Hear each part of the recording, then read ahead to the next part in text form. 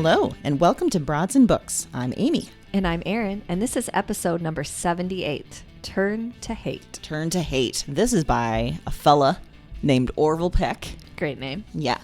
And the song itself it's about not letting sorrow turn to hate. That's one of the lines at the end. And I really liked that. I liked the idea of like characters or people being tempted to the dark side, you might say, turning to hate or refusing to turn to hate. And a little bit about Orville Peck, in case you didn't know. Oh, I don't know much at all, really. Orville Peck is a sort of country Americana singer, and it's a stage name, and he wears a fringed mask over his face. Have you ever seen a picture of him? No. He never takes his mask off. Okay. It's always this like fringe thing, so no one's seen it. There's all this speculation about who he might be because he's mentioned being in a punk band before this. Oh. And so people are like checking out his tattoos and like trying to figure it out. So it's a whole big mystery. He's also gay, and his songs reflect that, which is kind of interesting in the country field. Yeah. Because I would say it's often dominated by some conservative tradition, some Yes, conservative politics. absolutely. Orville Peck says no. No, I'm here. Not on my watch. No, not on his watch at all. I'm laughing because your face was just like, I don't know what to say to this. I don't know how to follow up. I don't know where to go Yeah, with that. It's fine. Yeah. I mean, because honestly, when you said the fringe thing, I went Sia for a second. And so then I was imagining, then my mind just took over with a black and white like wig. And So what I want listeners to do, stop this right now. Mm-hmm. And I want you to stop this on the podcast player. But first, let me tell you what you're going to do. You're going to go to a web browser. Any old web browser will do. Go to a web browser. So specific. Any old browser will do. Look up Orville Peck. Look up the images. Mm-hmm. Do that. Do that, and you'll understand what I'm saying. Mm-hmm. And you'll understand why he's an intriguing fella. It's on my list to do after we get done Oh, recording. you're not going to do it right now? I guess I can, but that might delay. I guess true. That would be a nice interlude. A group activity, Yeah. like all of us go do it together and do this. Yeah. Mm-hmm. No, we don't have to do that. You can wait. It's fine. All right. Yeah. That's fine. All right. That's fine. Well, so like you mentioned, our theme is either refusing to turn to hate or embracing hate. Embracing hate. However you want to look at it. Yeah. So I want to know, is there a job that you could never do because you would hate, full on, bring on the hate every minute of it? Call center. Multiple reasons why. One, I hate the phone. Just generally, I can't stand the phone. We've talked about this before, that when my phone rings, it's just a nice little burst of Joan Jett. Because I don't answer that phone. No. I don't care who it is. I'm not No. going to answer it. Mm-mm. So a job focused on the phone would be very, very difficult. Sounds Also, I don't like a lot of people. So just random people, strangers calling me, I don't like that. And I feel like a call center, they're always angry. That's the thing. That's the other thing is I don't want to hear dumb complaints. I don't want to have to like pretend that I care about your, internet is not working right now. I don't care. Yeah, I don't. No, I'm just working through my shift. And then I'm never going to think of you ever again. I mean, Ellen. I'm getting paid to care, and I still don't care. Fix your own modem, Karen. I don't care. Yes. Agree. Yeah, that's... No. It did make me terrible. think, didn't you in one of our first episodes say something similar that you would not do well as... No, you would do well as a call center representative, but you would hate it. Yeah, no, Something I think like that? I admitted that I would be okay at first, and then Yes. I would hit a break point, and it would happen fast. Yeah, and that's I would true. just turn. Like escorted by security out of the building fast, yeah. Because I worked in a call center, but it was the opposite, where we were calling people to do surveys for the Iowa Department of Public Health and other people that had hired our organization. But that was fun because you were trying to convince the people, and it was just kind of, there must have been something about my voice that people often felt like they could just talk to me. Maybe. So maybe that's why so many people like us. They like your voice, Erin. That's it. I'm sure. Yeah. Yep. I worked as a telemarketer for maybe a couple weeks in my Yeah. freshman year of college, and it was just murder. I couldn't handle it, and I Yeah. couldn't handle like trying to sell people stuff. Yeah. That was another outbound thing, and Yeah. either one. No. It's just not my lot in life, Erin. No. I just can't do it. Hopefully you'll never have to do that. Man, I hope not. I mean, unless things go terribly awry. Things take a real hard left turn. I You mean, should I be do okay. have to support 3 podcasts now. So if I need an extra job, I'm going to have to make sure it's not surrounding a phone and or phone activity. Yeah. Yeah. Because these podcasts are going to eat me out of house and home. You do have mouths to feed. Erin, is there, thinking about when you were younger, things that you intensely disliked, perhaps even hated? Is there something that you hated when you were younger that you enjoy or like now? Yes. I think that, and this might be the case for you too, actually. I think because I was so interested in reading and books and that I ignored some other natural interests that I didn't realize I had, and I had convinced myself I was bad at. Like, I grew up thinking I was bad at math and thinking I was bad with numbers, and I actually really enjoy that. I love an Excel spreadsheet. That's your damn day. Being alone with numbers, just by myself, putting together that stuff. I love it. But if you had told me that even really into college, and I think because I had believed that about myself, it shut down certain maybe career options, because I was like, well, no, I'm not good at that, or that's. And now people come to you for help with numbers. Yes. Because a lot of people need help with numbers, and you are like, I love me some numbers. I do. I love being by myself in my office with an Excel spreadsheet and some numbers that are not organized. Do you just start saying numbers out loud like the count on Sesame Street? Like 1, it's like 2. Do you just do that in your office? Yep. I was gonna. You were gonna try it? I was gonna do a number, and then I was like, it's not even gonna come close. And Amy already did it, so I'm just gonna back out. Okay. That's a big twist from when you were younger, huh? Yeah. I just don't think, but it's like reading. I mean, you and I, where I can get in a zone, and all of a sudden I'm like, oh, I was reading for like 2 hours. And that's the way it is for me when I work on stuff like that. Like all of a sudden I'm like, oh gosh, I gotta, it's been 4 hours. I need to do something else, or I have to go get the kids from school. They're probably standing outside. Like, like, what's your mom doing? She's playing with numbers. Yeah, she's doing the number thing. Doing some of those numbers. Yeah. So, well, in that same vein, is there a food that you thought that you would hate, but it turns out you actually love it? Well, I think there's two things to note here. One, I'm a bad vegan. And part of that is because the actual fruits and vegetables that I enjoy are very limited. Yes. Okay. I don't like berries. I don't like a lot of things that have texture that are fruits and vegetables. Also, growing up, our vegetables were only corn and green beans from a can. So very limited palate. I thought for sure when I heard about Brussels sprouts that they would be disgusting. And they are one of my favorite things now. I love them. And it's so weird to think about that. Like, why? What is it about it? I will say I put a lot of olive oil on it. I fry the hell out of them. Well, yeah. But they're tasty. They're tasty little things that young Amy would have been like, who are you? Don't eat that. And why are you putting that in your mouth, you weirdo? Yeah. That felt like a weird sweaty balls moment. I really did. My younger self, don't put that in your mouth. Don't put that in your mouth, you weirdo.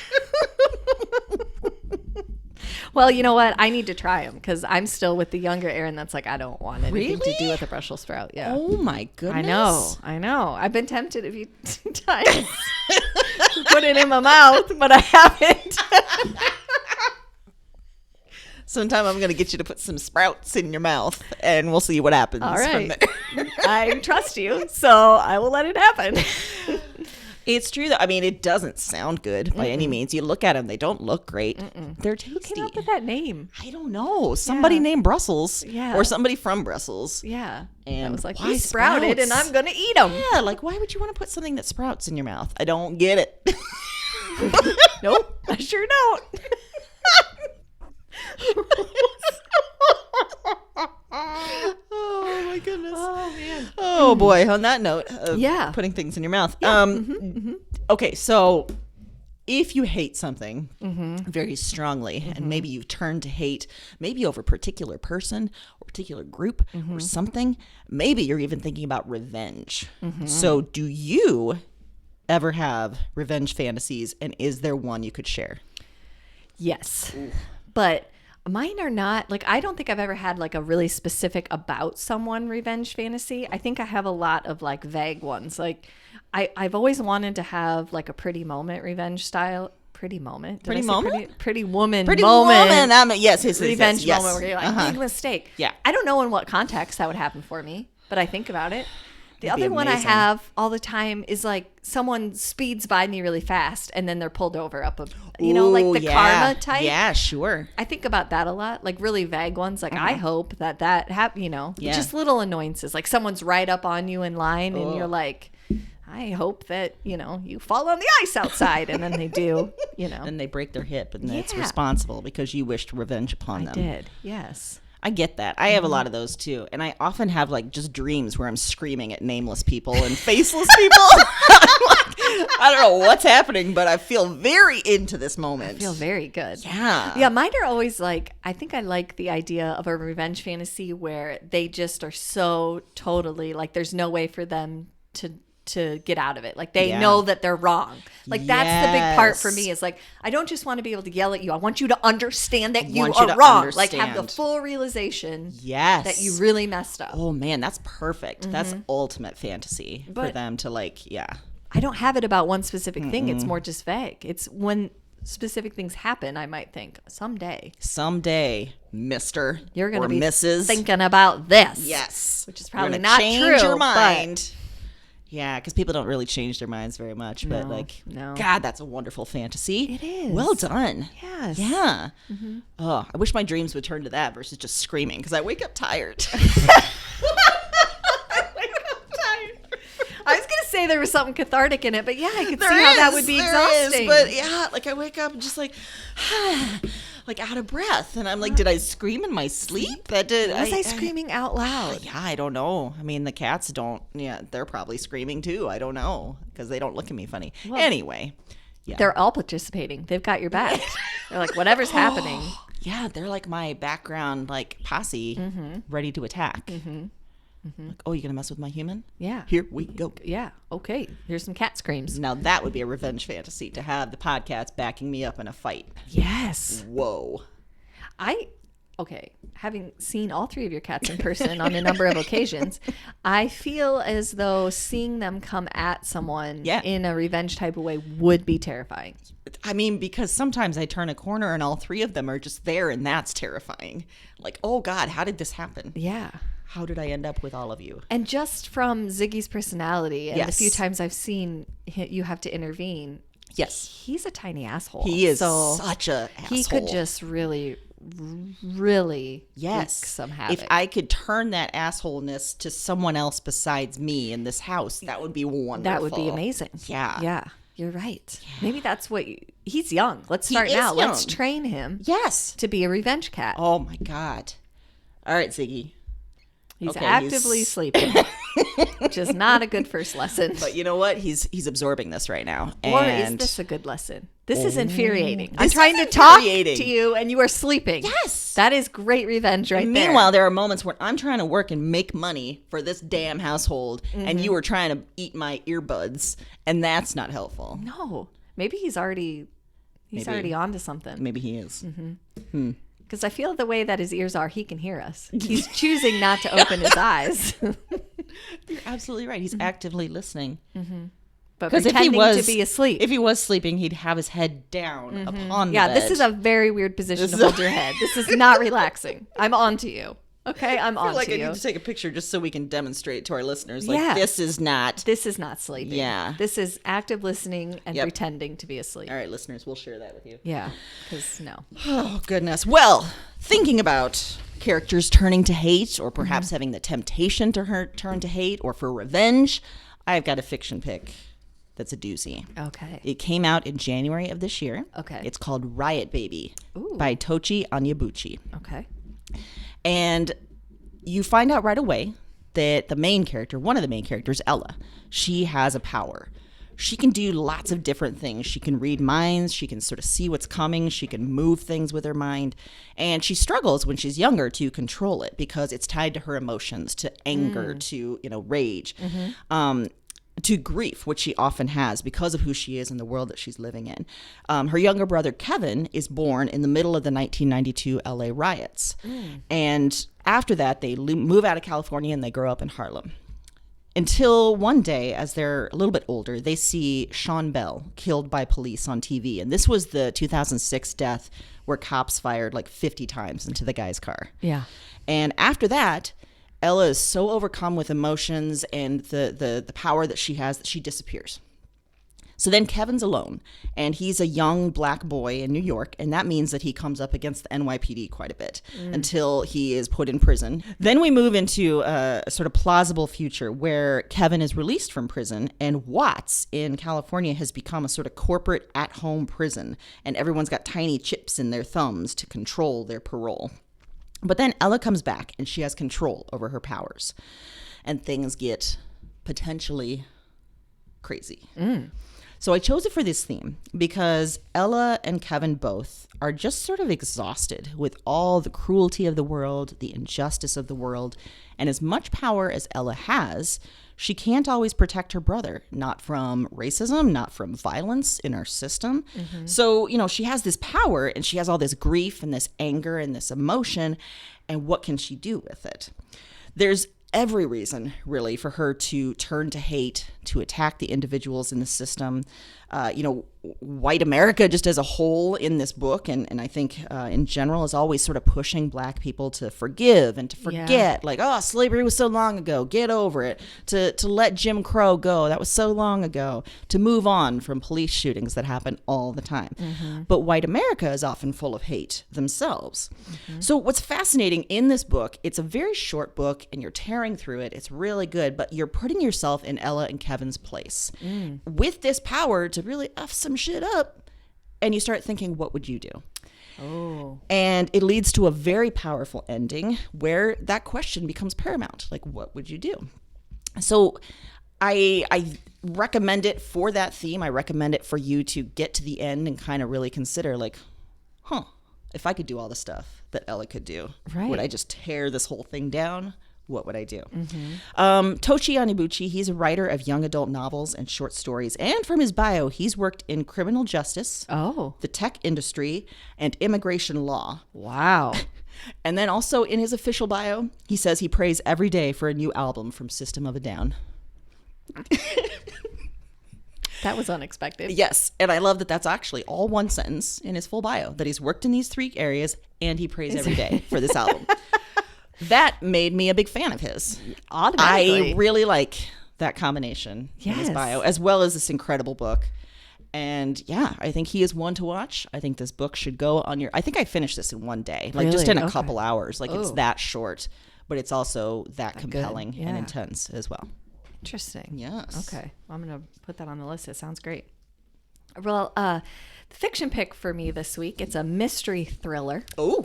And it was published in June of 2020, and it just recently won the Goodreads Choice Award for Best Mystery and Thriller. It's called The Guest List by Lucy. I've been seeing this. Yeah. Foley. So she's written quite a few other things. This is actually the first time I've read anything by her. It was the first time that I kind of jumped into a book by her. So, and I enjoyed it. She is definitely a master. I think that mystery thriller can be one of those areas, we've talked about this, that can sometimes end up being formulaic, and it can be, especially for people that read it all the time, it can be hard to surprise them or create a compelling, interesting mystery and not sort of compromise the plot or compromise the characters. And I think that she does amazing at that. So this takes place, the wedding of the year is about to take place off the coast of Ireland. Wedding of the year. The wedding of the year. We've got 2 basically celebrities that are going to get married, and this wedding has been orchestrated down to the tiniest detail because they're celebrity status and everybody wants an invite, but it's going to be on this private island. So basically, unless you're invited or in, the press that they specifically want there, no one else has access or is going to get to it. This sounds like a Scientology wedding. Right? Yeah. So because of that, this celebrity couple, the people that they have known in their celebrity lives, of course, are invited. But then also it's a wedding. So they've got family, they've got old friends there. And it's on this island. And part of the reason that they get to use the island is because the people that own it actually own like a hotel, and they're trying to get this out. Like they want publicity for it. So they make this deal with this couple to do this. So everything should be perfect, beautiful. Everybody's working their hardest to make it great. Normal wedding stuff happens. We got some drinking games the night before. We've got jealousy. We've got some petty remarks. Lots of pretending everything's fine. Typical wedding. Sure. and then you find a dead body. And that kind of that's throws not a typical. wrench in the whole wedding situation. And it's on an island where you had to be invited. So it sort of narrows down the suspects right away. Sure does. To the guest list. That's the title. So honestly, it's a great murder mystery plot from there. It is compelling. The characters are compelling. It's definitely something that you read very quickly, which happens a lot with mystery thriller because you want to get to it. But I liked how she chose to reveal the ending. I like how she kind of had us rooting at different points for possibly the killer or other people that maybe aren't what they seem. And I picked it for this theme because it's clear, I think, that someone did not turn away from hate at the end of this. Embraced Someone it fully. went straight on into hate. Yeah. Kind of a revenge fantasy situation. Mm-hmm. And like I said, who knows? You might even end up rooting for the murderer. Ooh. And feel kind of vindicated. Interesting. Yes. But great. Like I said, I hadn't read anything by her, but I would, just based on that, recommend her. It was good. That brings up, I hadn't really thought about the element of revenge when we brought this up. Yeah. And that is a wonderful, like, sort of manifestation of turning to hate, where you might actually understand it. There's so many things about turning to hate, like turning to white nationalism or something like that. Whereas, if you got a scenario like that, you might be able to get behind it. Yeah. Well, and I think we know a lot of examples in our lives, or we're able to sympathize with people. And like you said in your book, the question is really, what would you do with that power? And I think that's what came to my mind a lot with this idea of turn to hate, is like, in these situations, where would I go? What would I think? What would I do? If I had that option, would I take it? Yeah. So. Or would you just, scream at people in your dreams like I do? Or create a cat posse. And I think they're all viable options. Which, by the way, he's actually sleeping now. So he's tuned us out because we started talking about books and he's like, that's dumb. No, I'm not. You were talking about me. That was interesting. That was interesting. So, also a narcissist. So that's good. I mean, aren't all cats narcissists? I think so. Yeah. By nature. Yeah. They don't believe in self-sacrifice. Yeah, there's no reason. No reason for that. No. I wonder too, like, because we had to remove your coat from under Ziggy earlier. Yes. Like, he was just trying to wipe all of his allergens all over that coat. He was, yes. And I don't believe it was like murderous, like the old Podcat. No. I felt like it was more. Well, now I'm questioning. Yeah. Now that we've put him in a different light. Through, I wasn't even thinking he was nefarious. I just thought he was just kind of being Ziggy. But now I'm wondering if he's getting away with a lot of stuff by being Ziggy. And by being so adorable. Yeah, because he was kind of curled up cutely. He was. But also. But he knew on he something could be I'm going to causing put on my body. Yeah. Oh, no. At least some terrible hives. Yeah. You would think, him being in quarantine and all, he'd be happy to see another human. Ungrateful. He wants little you bastard to himself. Yeah, I don't like that, because it's getting scary. Yeah. It's not getting great. Yeah. So for other genre books, I have an author that was recommended to us from Callie White, who we talked to earlier this summer. Yes, we sure did. And she sent us a name of an author that she's like, you guys would be interested. I checked her out, and her name is Liz Lenz. She is based in Iowa, like us. Yes, love and that. She writes a newsletter called Men Yell at Me, which is a wonderful, like, every once in a while I look in my email, and there's a note from Men Yell at Me, and it gives me a nice little chortle. Yeah. So this book that she wrote is called Godland, a story of faith, loss, and renewal in Middle America. And this came out last year, 2019. And I think that's sort of hard to describe the genre here. There's a little bit of memoir. There's a little bit of reporting. There's some essay-ish kind of writing, and some real sort of just grappling with her own beliefs, how she was raised, but also a bigger idea. She has long considered herself a Christian, even to the point of starting her own church with her former husband and friends. But around the time of the 2016 election, Liz is really trying to figure out, like, what is going on with faith? Like, what has happened to it? How and why has it come to be tied with politics and this very particular strain of politics? Right. And what does that mean? So in this book, Liz visits small towns in Iowa and the Midwest, sort of exploring what's happening in very small town churches, in sort of bigger churches. She even visits a mega church in Minnesota to explore what's going on there. And along the way, her life is falling apart. Her marriage is breaking up. He was a Trump guy. She was definitely not. Her church is combusting. The election of 2016 shows just sort of how dangerous this new world of faith has become, with evangelicals flocking behind Trump. So she has this perspective that's really refreshing and sort of urgent. And she talks about how in the religious community, which I hadn't really thought about because I have not been religious for a long time, haven't gone to church in decades. She talks about a sort of pink ghetto in churches where women can't really be leaders. They can be in charge of the nursery. They can be in charge of, background kind of stuff and nothing else. And how that sort of translates to women's other behavior, political behavior at home. She talks about guns. She talks about sports. She talks about Midwestern stereotypes versus realities, racism in the church, homophobia in the church, and food. She talks a lot about casseroles and hot dishes, which is great. Yeah. I recognized a lot of that, of what she was talking about. Now, I chose it for this theme because I think you and I have talked about this so many times, Erin. It is so, so frustrating seeing the hypocrisy of people who claim to be faithful and religious and loving, but have aligned with politics of hate. And she doesn't shy away from that. She's really trying to figure out what happened there. Like, why is this happening? How can this hypocrisy be happening and continue to happen? Right. And she also says, at the same time, you can't stereotype all religious folks. Many understand there's been this terrible alliance and they're trying to fight against it within the faithful community. And sometimes media stereotypes make it even worse until we're two sides just hating the idea of each other without really knowing the real people. So she's a great writer. Like I said, I'm not religious and I don't believe, but she made me understand those that do a little bit better.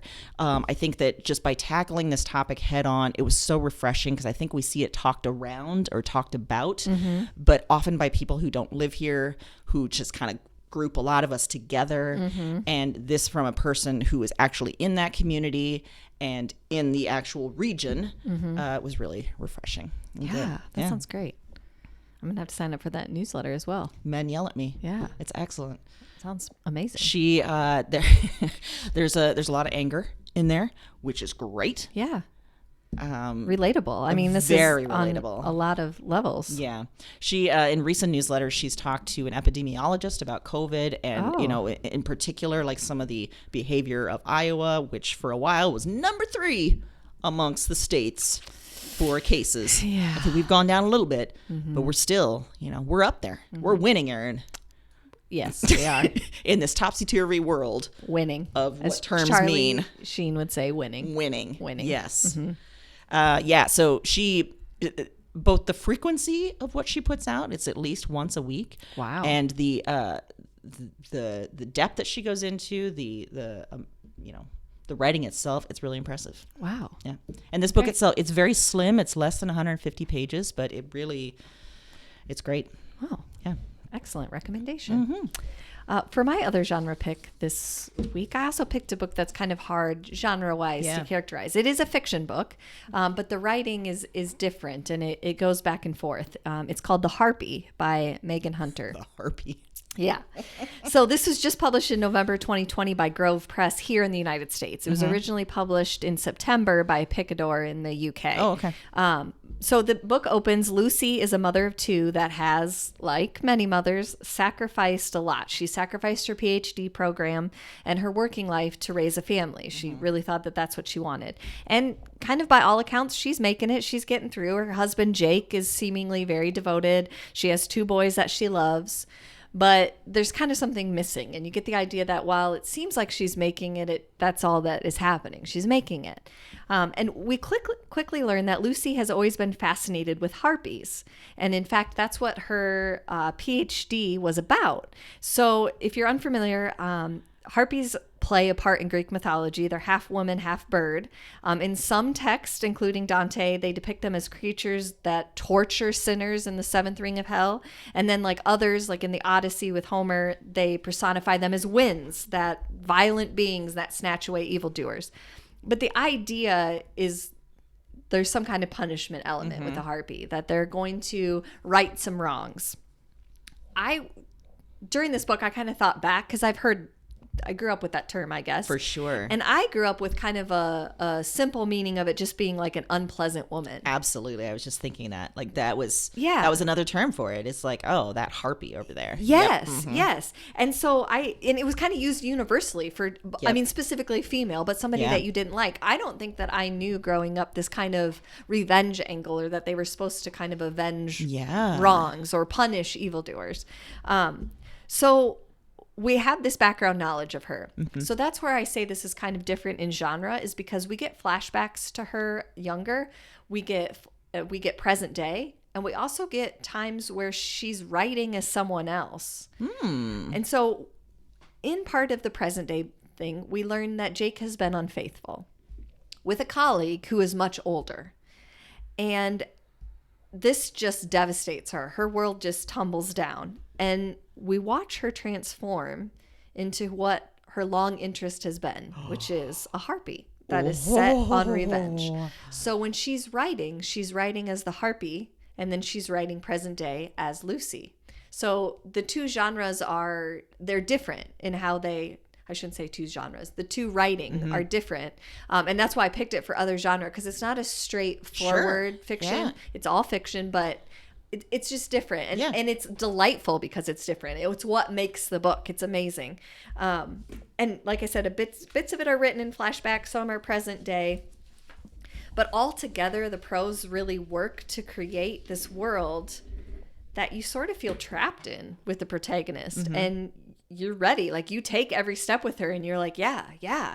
Like, you catch yourself thinking, yeah, that's exactly what should happen. Well, yeah, he deserves it. Or, as it continues, you feel relatable because you have felt this hurt just like she has. So I think it's very relatable on that level, that it captures a topic that's been done a bunch, that marriage can be unfulfilling, especially for females, when it doesn't serve both parties, or when someone loses themselves, in the case of motherhood oftentimes. But it's also relatable because it reminds you of how easy it is to get wrapped up in thinking that we are the ones that should be able to avenge wrongs, or we're the ones that should be able to say to someone, you did wrong and this is what you deserve, which is a lot of what our society and culture is wrapped up in right now with the cancel culture and things like that. We're sure that we hold the power to say, you did something and I'm gonna get you for it. We're all like little vigilantes, doing our own little things. And you really get wrapped up. It's a slim novel. I read it so fast, but I was kind of amazed at how quickly I got into that mindset. The ending is amazing. It's really haunting and beautiful. It's different. It's different than anything I've read this year. It deserves all the praise it's getting. It was really good. It was fascinating. So I highly recommend. The only reason I put it in other genre is just as kind of a little different. Yeah, it's just a little bit different. And I think that's what's great about it. My God, that sounds so good. Yeah, it's really good. Yeah, I think you would really like it. It's really interesting. I was thinking more like how we heard the term harpy growing up. Yeah. And even now, especially if women are getting involved in politics, I hear that a lot. Like, gosh, sounds like a harpy. She's just harping on this over and over. Yes. Yeah, it had a very different meaning. When I was really digesting some of the things at the beginning, when she was talking about her PhD and she was doing the research, I was thinking, oh man, I don't think I ever put it in that context before. I think it was always, and I thought, did you ever have the definition of a harpy as being someone who was kind of slutty? I don't know if I specifically had that one. I think that was part of my definition too. Interesting. Isn't that weird? Yeah. And I don't ever remember it. I mean, I think in college I probably heard it, studying Greek mythology and things like that. But definitely my definition was of unpleasant woman. Isn't that so frustrating? If the original term of harpy was meant to be someone strong and like taking revenge, and now it's used to cut down women. Ugh. I know. Ooh, that sounds really good. Yeah, it is. I hope she turns full on harpy. Yeah. And takes her revenge. Turns to hate. Embrace Lets it happen. Yeah. Yeah. Just embrace it. We're here with you. I think I mentioned earlier that, one thing I often think of with turn to hate is like extreme politics, like people turning to alt-right, people turning to white nationalism, even going full on Nazi because they're back. So for pop culture, I actually chose a podcast that is from the New York Times. It's called Rabbit Hole. And it's all out. It's bingeable. I believe there's 8 episodes total. It's appearing on a lot of year-end like best of lists, and in fact, that's how I found it. And then I binged it really fast last week. It's led by a reporter named Kevin Roose. He's a tech columnist for the New York Times, and he is obsessed with the internet and how the tools of the last decade, especially, are shaping us as a society and as individuals. Interesting. So it starts with a guy named Caleb who graduates high school, and he tries college, but it's just not for him. And he comes home to live with his grandparents and just feels really lost. Doesn't know what he's going to do with his life. Doesn't know, really doesn't have a lot of friends. So he watches YouTube all day. And at first, it's what many of us might see. There's music videos. There's movie clips. There's cat videos. But the recommendations sidebar in particular, which is powered by an algorithm, keeps recommending things to him, and he follows them.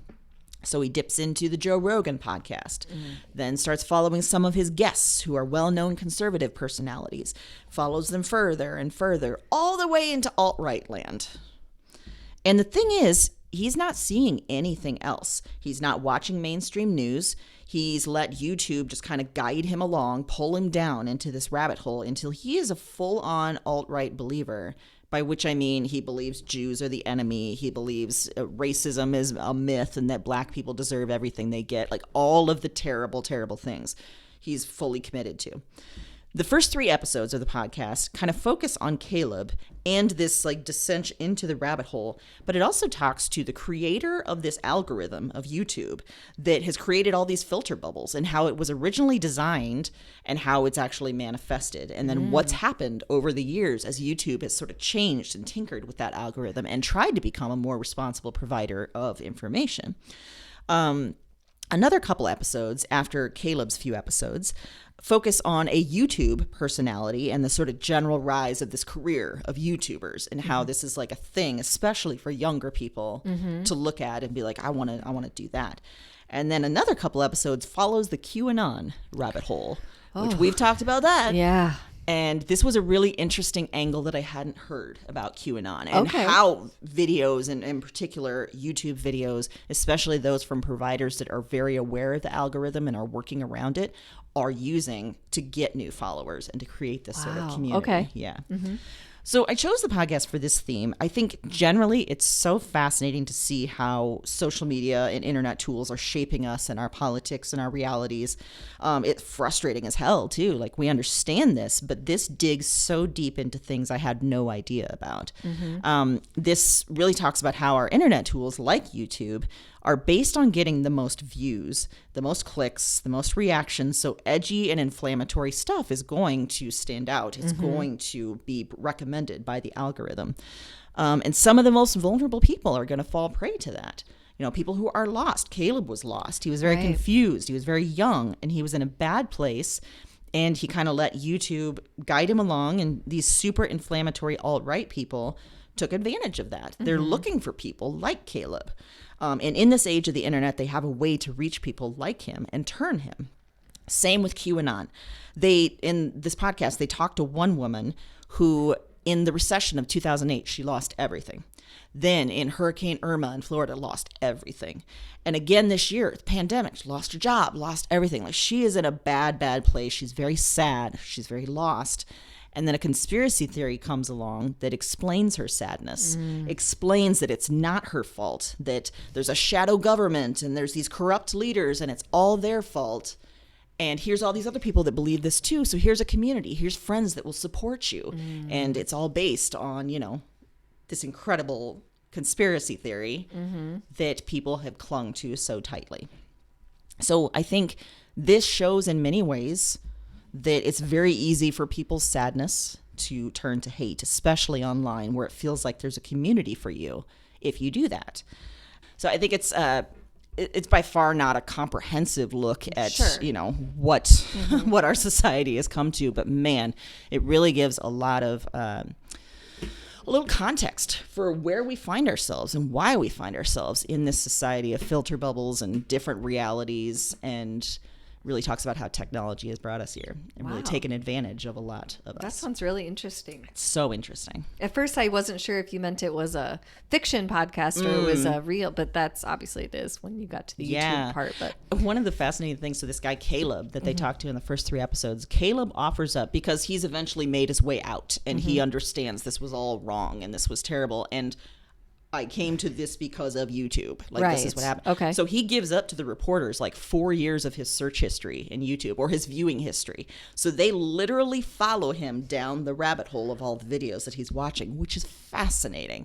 Like, they kind of chart the progression of how the algorithm has got him to, you know, these terrible people. And then how it got him out at the same time. Okay. So the reporting that they did here is incredible. I mean, this is the kind of reporting that we need, you know, and that is why, you know, I think the New York Times is great, but yeah. Amazing. Mm-hmm. Well, that should be on our list. Yes. Well, for pop culture this week, I am going to recommend a documentary that was released in 2017 called Dying to Love. Or Killing to... No, it's Dying to Love. Sorry. It might be Killing to Love, but I wrote down Dying to Love, so I'm pretty sure it's Dying to Love. Wow.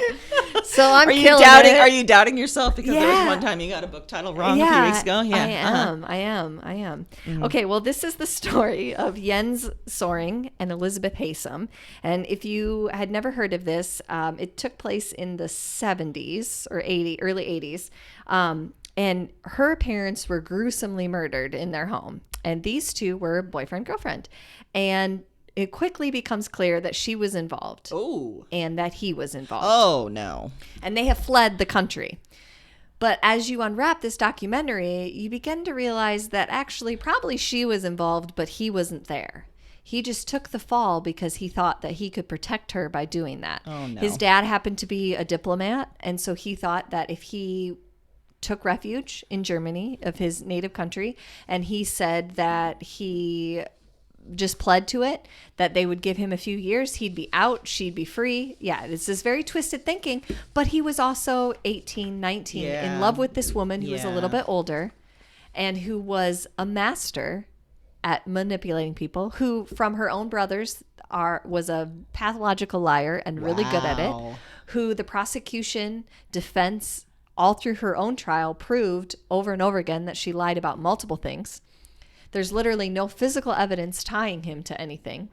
His account of events makes more sense than hers does on any day. And so there's this very interesting dynamic that happens of getting out of this bubble of love and realizing what you've done. Yeah. At the same time, we're also talking a lot about the judicial system and some of the failures, some of the ways that it doesn't work for everyone, or that maybe it works over here, but it doesn't work over here. It talks about parole hearings. It talks about getting pardons from governors. This took place in Virginia, and they talk a lot about particularly Virginia's judicial system, which I didn't realize because I don't have a law background, that there's different procedures in different states for things that happen in courtrooms, and Virginia has a very weird, antiquated way in the courtroom. And if you're not familiar with that, it pretty much guarantees you're going to lose. Oh, God. Because there are very minor missteps that you can make that can then invalidate whole parts of your case. So it's a very interesting look at how again, states are so separate from other states. It's an interesting look at parole in different states. He ends up being incarcerated in Texas, so they talk a lot about that. And there's some very interesting elements that I think were bigger picture even than the crime. But the crime itself is fascinating, and they have a ton of old footage of her trial, of her on the stand, of interviews with her. Same with him. He agrees to be interviewed for the documentary, so you see that. She did not. So you see people on his side, on the outside, explaining why they feel like they still need to fight for him and why they believe in him. It's 2 hours. It goes really quickly. I like it from a true crime perspective because sometimes true crime can feel kind of voyeuristic, like, oh, we just see the crime and that's it. Yeah. And sometimes documentaries don't even go that far. They're just like, oh, here's the crime. And they call it a documentary, but you didn't really get anything out of it. And I felt really strongly that in this one, you're left with a lot of questions more about the system than you are necessarily the crime. Okay. Yeah. The crime is pretty straightforward, and I think you have a good idea at the end of what happened. But it just raises some interesting questions that I think we should continually be looking at, but we talk a lot about and then never do anything about. So, yeah. Wow. Yeah, it was an interesting watch for sure. I don't know if I when you were talking about her being a pathological liar, when I start thinking about lying, I get so like sweaty because I know that I can't like I just can't be convincing. I'd be a terrible pathological liar because I wouldn't be able to. It is called killing for love. Just so you know. It's called killing, not dying to love. So funny. It's called killing for love. I saw you get on your phone and I was like, is there an emergency? Do we need to stop? No, you were checking your own work. No, because I wanted to correct it. Yeah. Killing for love. Killing for love. Okay. Killing for love. I don't know why I said dying for love because he doesn't die. Okay, well. Killing for love. That's all right. Jesus. I tell you what, I am really good at rewriting titles. Blame 2020. I'm gonna. Just blame it because... Also, I want to point out that the last time I messed up a title, we didn't get to have Big Acai beforehand. And we didn't today because for some reason they were closed today. So this is a pattern. It's a pattern. You need Big Acai for your brain. I need the superfood in my brain. Otherwise, it doesn't work. Clearly. Oh my God. So again, for pop culture, I recommended Killing for Love. Killing for Love, which is a documentary from 2017. Killing for love. Wow. This is this is proof that acai works, that it really gets your brain working at the optimal level. And now is the time to reveal to you that this has just been an hour-long advertisement for acai superfood. Not even Big Acai Bowl, just acai. Just acai, the food is itself. The superfood. Yeah. Here we are. Thanks for hanging in there on this infomercial. I mean, this is true. We have been thrown for a loop. We learned today. See, every Sunday we get... Yep. Ziggy the Podcat is just stretched out across... Just does not give any Fs, and I love it. No. But on a normal Sunday, yes, every Sunday, in fact, we have Big Acai Bowls. Before we record. And that's part of our routine. And you found out this morning that they no longer are open on Sundays. We're reeling. I don't know what we're going to do. I don't know if we're going to change recording day. Yeah. I don't know what to do. I don't either. My mind is aghast. Can my mind be aghast? See, I don't know. It's not. No words make sense. Oh my gosh. So, someone's got to get out there and convince Big Acai to open up again, or this podcast is going to die. Yeah. It's not going to go well. Or at the very least, I'm just going to be over here listening to Amy. I'm going to be forbidden to speak because it makes no sense. It's gibberish. It's not you were doing really well until you said the title wrong, and that's okay. And I knew it. Something in your brain was like, wait a second. Nope. Why did I call it that? That's not right. And I kept thinking, no, that doesn't make sense because he didn't die. Why would they call it that? And I'm like, maybe they did call it. I don't know. Because he died kind of in a way in prison. Oh. See, there you go. I just hole. I tuned out about 30 seconds ago. Like she was trying to convince herself that it was all fine. And it is all fine. It's not. Again, if you want to find it, it's called Killing for Love. Good thing we don't normally tag our pop culture people on social media because this one they'd be real confused. They'd like, what did you that's not recommend? what we named it. That's not the title of our product. What did she watch? Yeah. Then they'd have to put out a statement, be like, we did not. No, we don't like her. Nope. Oh my God, yeah. We're gonna have to put out a statement to Big Acai Bowl and be like, listen, you've got a podcast on your hands. You've got the future success. Yes, come on, on your shoulders. This is on your shoulders. My brain health is on your shoulders. Well, we'll keep you listeners. We'll keep you up to date on the Big Acai situation and on Aaron's brain and how it's working. It's not great right now, but we'll get maybe you're going to need to just get like a bag of dried acai or something and just start eating that as a snack. I don't know. Yeah. I don't know. You're going to need something. I'm going to need something. Yeah. I'm going to have to supplement somehow. Yeah. And I'm not happy about it. You know what I'm happy about though? What? We're going to be back next Wednesday, as Hopefully always. with the right titles. Hopefully. But in the meantime, happy reading.